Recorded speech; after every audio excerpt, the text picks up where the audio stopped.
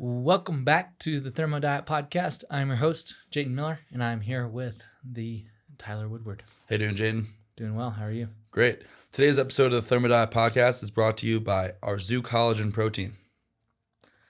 Yeah. And today's episode is about alcohol, what it does to the body, and some ways to deal with it whenever you decide to partake. So, Tyler, kick us off. What does alcohol do to the body? So alcohol is a sugar. It's a sugar alcohol like glucose, similar, but it's not processed in the same way. So it has to be detoxified through the liver, and which takes a lot of energy. So typically, alcohol's first effect is going to lower your blood sugar because it takes energy to detoxify it. Next, whenever you're drinking or even doing exercise, it tends to take blood flow away from your organs, including your stomach.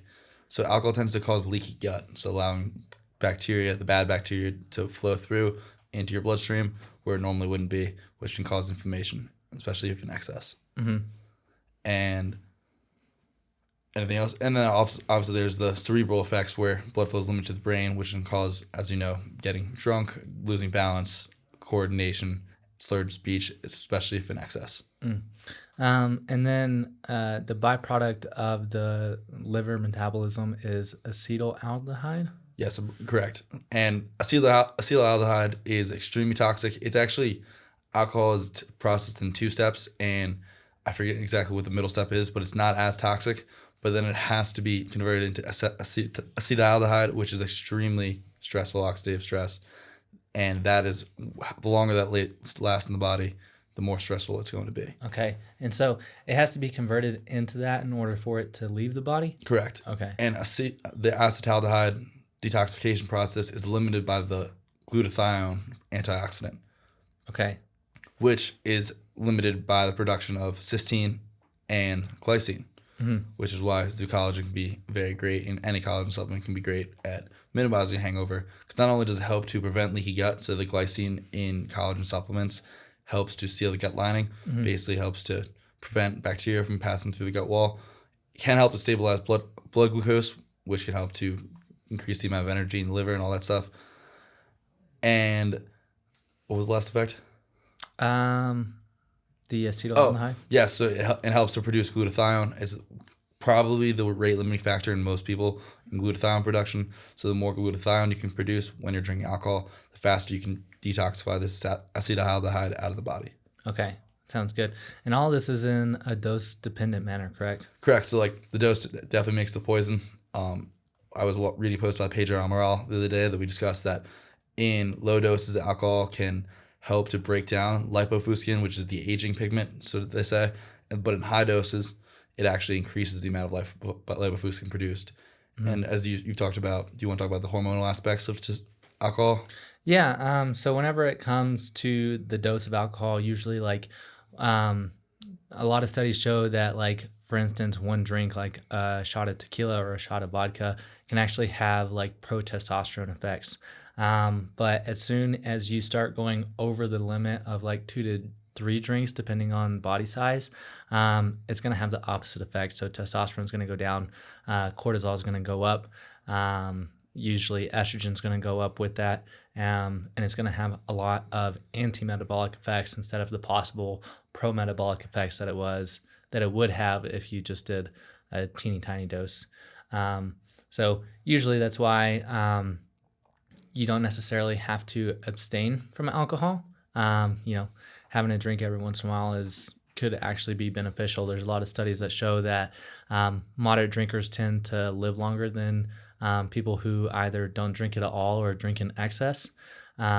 So it could help either from the psychological benefits of that, having 1 or 2 glasses of wine at the end of the day can kind of help people wind down and stuff like that. And,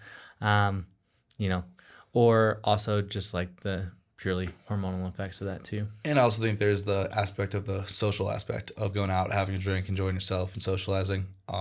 Even if you're having a couple too many drinks, socializing is very important, very hormonally beneficial, mentally beneficial. Yeah, absolutely.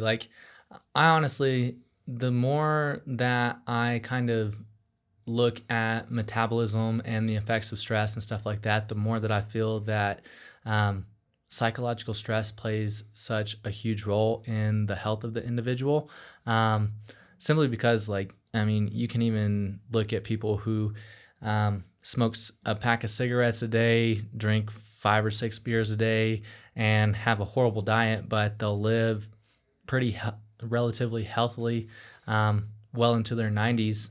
And it's, simply because they love the life that they live. They have good social lives. They're relatively stress-free from a psychological perspective. So really the only stress that they're dealing with are the physiological factors. 100%. Yeah, I think you always see in these like centennials that they're always living till like the day they die pretty much, and they're happy people pretty much. It's a common occurrence across all of them, I would say. Absolutely. I've also seen some I think it was Russian athletes who would take like a shot of vodka like before their heaviest like working set. A lot of the Russian Olympic lifters will take a shot of vodka as like a kind of like a boost for that last set. Yeah, it's crazy to think about bringing that into the gym. Definitely. But it could definitely work. I could see some benefits coming from it. Yeah, for sure. So whenever it comes to alcohol, the dose definitely has a huge thing to do with it. But, sometimes whenever you're going out and you're going to relax and let loose, you're most likely going to have more than a drink or two. So this episode is actually talking about what to do if you're going to push the limits a little bit whenever it comes to alcohol consumption. So what are some of the things that you do before you go out if you're going to partake? Yeah, so I like to have a nice meal, basically. So the liver is believed by most people to be able to process 3 drinks. So whether it's shots, wine, whatever. And so you have enough glycogen stores, energy stores in your liver to do that. Basically, you want to make sure your glycogen stores are ramped up. So you have like your liver is ready to go, ready to roll for the party. And you probably want to get some saturated fats. So the polyunsaturated fats are going to react with the alcohol. So that's going to make the oxidative stress, the inflammation worse. And that's just also in general from a lifetime perspective, not necessarily just before you drink, just less PUFAs, the better. And then having some glycine is going to be extremely beneficial, and maybe taurine. Glycine is going to be very liver protective, and again, it's going to be very anti-inflammatory, help seal the gut lining, which probably all relate to its ability to protect the liver. And then it's also going to help with that glutathione production too that you mentioned. Oh, exactly. And then you could look at things that are going to help increase glucose oxidation. So one of those is going to be, or like burning sugar is fuel. So one of those is going to be sugar, fructose, and like niacinamide, methylene blue, because alcohol is basically going to help suffocate your cells from using oxygen. You need to help bring it back into it. Okay, so like you need to take steps to reoxygenate your cells? Yeah, just to help them better utilize oxygen. Like one of the things of alcohol, as we were talking about before, is that it's a blood thinner. So it's going to make it harder for your cells to get oxygen into them. So anything that you can do to increase your cells' CO2 production is going to increase their ability to use oxygen, because it's a trade-off. Your cells need to give off CO2 to release an oxygen. And then things like, so keeping your sugar high. So sugary drinks are always blamed for causing hangovers, but it's not the sugar that's causing the hangover. It's a lot of times when you buy, let's say, a rum and Coke, there's a ton of impurities in the alcohol that your liver also has to detoxify. So it's adding another stress onto it. But in reality, fructose is processed by the liver. It's not processed. It's primarily used by the liver to either be burned as energy or go to your glycogen stores. So having sugary drinks actually helps keep your blood sugar high, which helps you give your liver more fuel to detoxify the alcohol. And the fructose and glucose help to just generally keep your cells performing well and keep your cells oxidizing energy, which helps to minimize the stress. So like before you're going out, you're having a good solid meal, balanced macronutrients, and then what does your supplementation usually look like? So before I go out, I don't really supplement with anything. I'll do some collagen. You can do like a bone broth on, let's say if you're eating a steak or a burger, do some bone broth on it. That will help. And you could do some milk. I like to do that just because it's going to be pretty anti-inflammatory. Getting enough calcium in the cells will help to just keep your cells balanced. Do you supplement with vitamin E prior to going out too? You could supplement with vitamin E. I don't know when you would do it before or after, that would help with the lipid peroxidation. But I think it's more going to be your vitamin E stores than necessarily taking it right there. So you could look at something like aspirin, which is going to prevent fatty acid oxidation.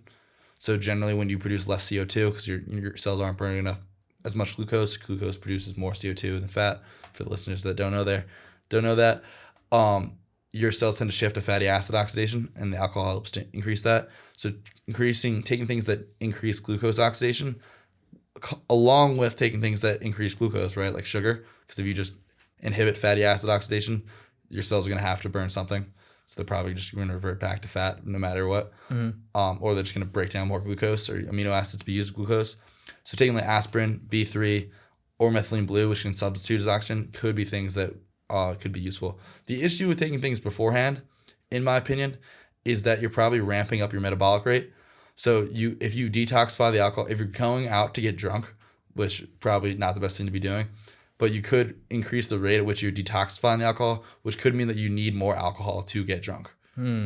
Okay. So it's a very double-edged sword. So it's something I would recommend doing a lot of those things after you go out, just because it'll help you sleep better and it'll help minimize the damage afterwards, which is probably when most of it's happening, because it's like the longer it's in the body. And obviously, because of the way glutathione's made, the first drink is detoxified really easily, second one a little bit less easily, and it gets harder and harder because your liver you just run out of energy pretty much. So it's like the last drinks are going to have more damage because your body's already, it's like if you're in a war, your body's on the last couple troops, right? So doing things like vitamin E at the end of the night, vitamin E I don't think would matter when you take it, but having enough vitamin E is probably going to be very important. And I think doing glycine. So taurine, it was interesting that taurine might increase oxidative. I found one study that taurine is very liver protective, helps to increase bile, helps to basically detoxify the body, which is what bile does. And it was interesting. One study found that it might increase the amount of stress if you take it before you drink, but after you drink, it has some liver protective effects. And I don't know if that will hold up in the long term, but so getting it after seems to be the most beneficial at the minimum. Okay, interesting. So you've prepared to go out. Now you're actually out. What are you usually looking for, or what types of drinks are you drinking whenever you're out? So this is the hard part because typically it's not the cheapest alcohols that you're going for. Yeah. Generally, the rule of thumb is you want clear alcohols. Would you agree with that? Yeah, definitely. I would say that they probably have the least amount of impurities typically. Given that it's a decent alcohol and wasn't made with a bunch of, random crap that was put in it. Usually the ones that are colored are going to have more impurities, and they're also going to be like have more potential for things like gluten and stuff like that to be in them as well. Yeah, and gluten is going to be more of a big deal when you're consuming alcohol, because gluten can cause leaky gut, but when you already have leaky gut, because the alcohol is taking blood flow away from your intestines, so it's making them more permeable, so more bad bacteria can pass through, the gluten is going to be more likely to pass through too. So I think avoiding gluten, so beer and hops is extremely estrogenic, so I think you're kind of doubling down there. So beer is probably not the go-to, but I like to do pure alcohol, so tequila. If you can get a high-quality rum, especially something distilled in fruit, is great. Wine has a ton of antioxidants, which may help counter the oxidative stress. That's if you can find a clean wine, because a lot of wine that you get, especially whenever you're just going out to random places, is not going to be something that you want to drink. That's very true. I love Red Bull. Red Bull's actually pretty quote-unquote pro-metabolic. It's got vitamin B, I think B1, B3, has some taurine in there, which again we said is debatable. If you get the sugar one, has some good sugar, which helps to keep your blood sugar high. It has a couple other things too. Do you know what else is in Red Bull at all? No. It's pretty good. It doesn't have a lot of like anything that's crappy, surprisingly, even though it gets a bad rep. Interesting. But again, that's something so the caffeine can help mitigate the oxidative stress, but the caffeine also might ramp up your metabolic rate, so you might be drinking more. So it's kind of like that double-edged sword. So do you usually have an affinity for drinks that have like different types of fruit juices and stuff like that in them? Yeah, if I can, I'll drink like a tequila OJ is one of my favorite drinks. Most of those are pretty good. I don't know how champagne. I don't even know what champagne is really, but I do like mimosas. Probably not ideal. Vodka with fruit juice. I mean, even like if you can get the problem like rum and Coke A, the rum is usually not very good rum, and B, the Coke is probably filled with high fructose corn syrup, not like a true Coke that is made of sugar. So a lot of times it's like things that could be fine aren't fine because of the sources you can get at when you're at a bar. Interesting. So what if somebody orders a round of drinks? Are you gonna, and it's just beer? Are you gonna drink the beer, or are you gonna just push it to the side and get your own drink? I'm gonna drink the beer. Okay. But that's just, I mean, you can't pass a free drink. It's just common courtesy. But I would never order a beer personally, or I don't really order beer unless drinks are $15 and Bud Light's $5. Okay. What about you? I would probably just give my beer to somebody else and get something else. I personally just don't like the taste of beer on top of the effects that it has. Yeah, I mean, I agree. I used to love beer because I drank it all the time in college. It was when it was cheap. And I wasn't like, I didn't love beer, but it was just what you drank. It was cheap. That was really what was around. And it was either that or Zelko, which is probably, it's a grain alcohol. So it's probably like the worst vodka you could possibly drink. So at the end of the day, it's just like, what is worse? You got two evils. Yeah, I would say the only time that I would probably drink beer is if I made it myself. So like I went through the brewing process and I actually got to see it from start to finish. If it was something that I put like work into and like actually like got to have the full experience, I think that I would enjoy having a glass of it just because, it was pretty cool. Yeah, I prefer margaritas. Oh yeah. Yeah, margaritas. Thermoritas. Yeah, Thermoritas definitely for sure. I heard Jake Miner makes some pretty good Thermoritas. I heard Juicy J makes the best margaritas in the market. Yeah, so if you're ever around Wisconsin, hit up Jake Miner and he'll be your personal bartender if you're a Thermo warrior. Or he's coming to Colorado this summer, so shout out Jake. Yeah, so we might be getting some Thermoritas here pretty soon. Yes, sir. Well. I also like ciders, especially if you can get the glass bottle. So beer tends to be estrogenic by itself, but it also tends to be in BPA-filled cans, which is another estrogen in and of itself. So you're just doubling your toxic load right there and how much has to be detoxified by your liver. So if you can drink out of glasses, even if it's beer, it's going to be better than out of a can, or out of a tap is going to be better as well. But ciders are great because they have sugar. The alcohol is fructose. That's going to be pretty good from a metabolic standpoint. And carbonation. And carbonated. Are all ciders carbonated? I'm not sure, but I mean, most of the ones that I've had have always been carbonated. And that's another thing from a supplement standpoint, which we didn't talk about. That would so again, it's gonna be something that it's double-edged sword because it could increase your metabolic rate theoretically, but anything that buffers lactic acid. So the carbonated water is going to increase your CO2 levels, which will buffer lactic acid, and the baking soda, magnesium bicarbonate, all that stuff will help to decrease lactic acid, which will help to increase glucose metabolism and CO2. Okay, so we've gotten ready to go out. We've gone out. We're stumbling back home at the end of the night. Is there anything that you do like once you get back home and you're somewhat conscious? So I like to get a meal in.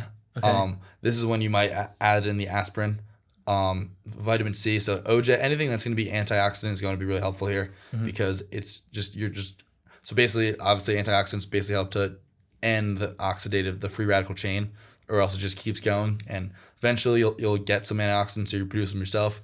But the more you can get in, the less oxidative stress, the less these free radicals are attacking everything, the better. So the sooner you can stop it. So getting in some OJ, ice cream. Ice cream is great.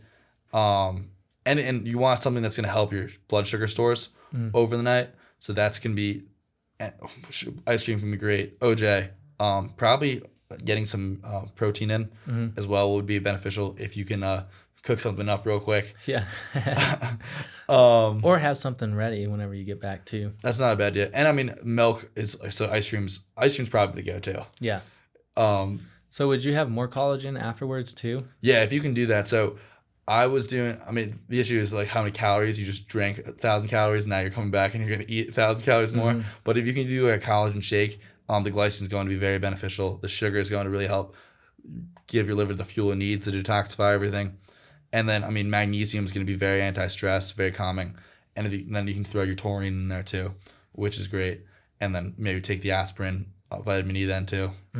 Is there anything that you do for like flushing out lactic acid. So I don't know if like you could theoretically like flush it out, Mm-hmm. but taking like something so magnesium bicarbonate or baking soda, which is sodium bicarbonate, is going to be help to increase the CO2 in the blood as we talked about, and it also it's basic, so lactic acid is pretty acidic, so it helps to make the blood more acidic. And we actually have our own bicarbonate buffer system, so your body produces bicarbonate to make sure that if the blood gets too acidic, you pretty much die pretty quickly. Mm-hmm. So we have that bicarbonate buffer system in there to keep our bloodstream in the correct range. So yeah, you could look at taking some baking soda or magnesium bicarbonate. Plus, both of those are going to have the benefits of the electrolytes, which will help to fuel the cell. Mm-hmm. And also, we didn't really talk about alcohol is a diuretic. Mm-hmm. So one of the big things is keeping your electrolytes high, which is why that margarita salts around the rim will help. Mm-hmm. But I mean, getting those fruity drinks, so like orange juice contain potassium. I don't think it has any calcium in it, does it? What exactly? OJ? I don't think so. Not unless it's added to it. Yeah. So orange juice can be pretty good. You could look at cranberry juice, grape juice.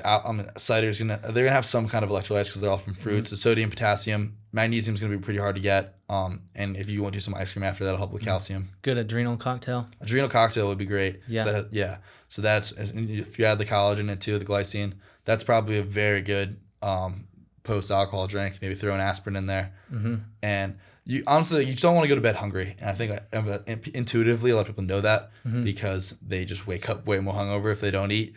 And that's probably because it's just like you're prolonging the amount of time the alcohol is in your body. Mm-hmm. Yeah, and for those of you who don't know what the adrenal cocktail is, it's just a mixture of, it's like half and half orange juice and coconut water, and then just like a couple pinches of salt in there. Gets you all the potassium that you need, gets you some sodium, some chloride, and hydrates you pretty well. Yeah, and I mean, coffee could be something you could consider, but obviously that's going to mess up your sleep most likely. But chocolate and cacao has a similar compound, theobromine, which tends to act as an antioxidant. So getting in that chocolate milk, the anabolic chocolate milk that I like to do, which is like you can do whole milk, which is going to have the fat soluble vitamins, some vitamin E, retinol, which is going to help detoxify everything as well. Probably a little bit of copper, very little. Then you throw a tablespoon of cacao. You can do our tablespoon of our chocolate collagen, and you do a couple scoops or some ice, and that's about it. And milk's also going to have potassium, calcium. I probably wouldn't throw any sodium in, but maybe throw a dash of sodium in your mouth, take a little bit of salt just to get that added electrolyte. So would you supplement with electrolytes prior to going out, or would you only do that post?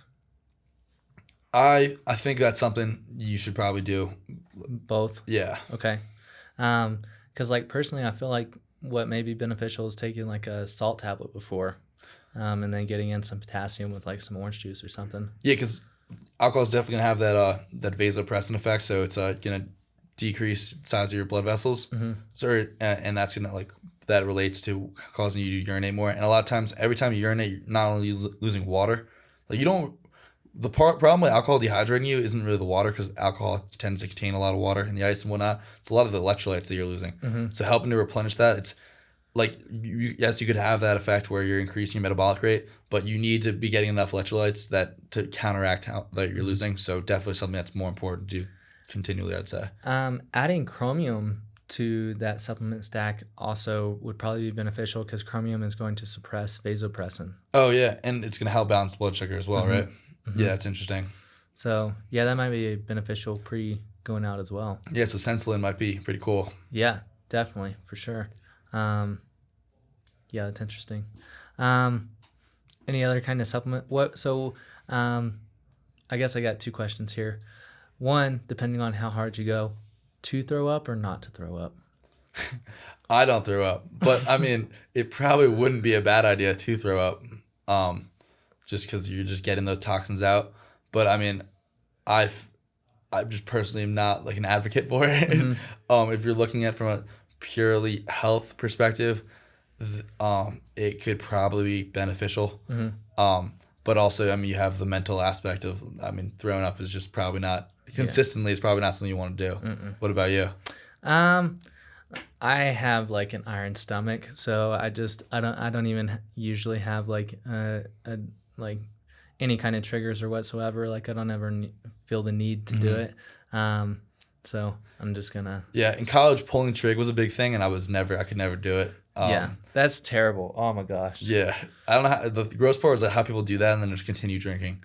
But Oh yeah. I had to brush. If I ever threw up, like we got to brush my teeth. Probably going to bed. Yeah. Like, that's it. Wave the white flag. End of my night. So come back, do all these things, go to sleep. Is there anything you're doing the next morning? Yeah, I'm probably popping another aspirin because I'm gonna be pretty hungover. Getting a good breakfast in. And anything that helps to calm your stomach. So for me, honestly, like it tends to be caffeine that helps a little bit. But just getting in a good breakfast, OJ can also help. Depending on the person, sometimes it can make my stomach feel more upset. But I find aspirin is very good, and I also really like the night before to get that magnesium bicarbonate because magnesium is very anti-stress, and the bicarbonate is really going to help detoxify that alcohol as well. Interesting. What about you? You have any favorite remedies? Actually,